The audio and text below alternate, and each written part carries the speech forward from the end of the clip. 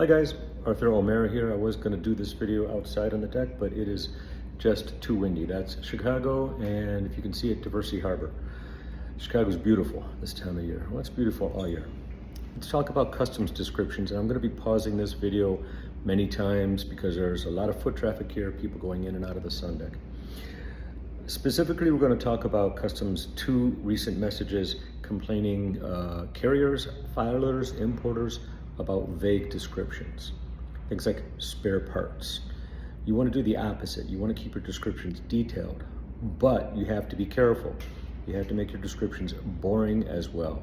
What I mean by that is that you cannot make your description so interesting that you give customs a reason to ask a question.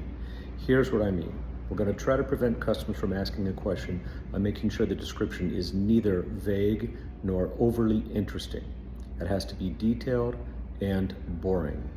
So, what's an example of vague? Spare parts. What's an example of overly interesting?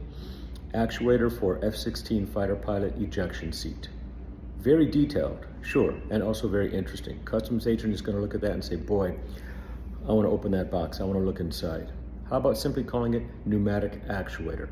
Not vague, not interesting, is detailed, and is boring.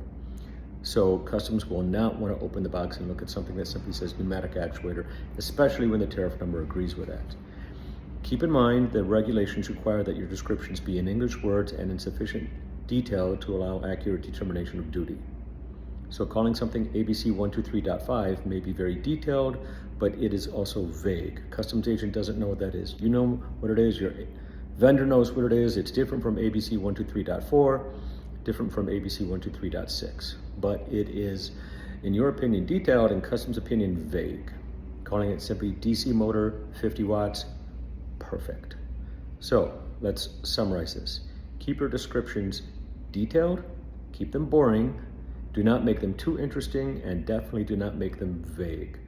If you like what you hear, subscribe to my YouTube channel, sign up for my newsletter, and follow me on LinkedIn. Not me, Arthur O'Mara, follow O'Mara & Associates. That would be even better. Thanks a lot, guys. Take care.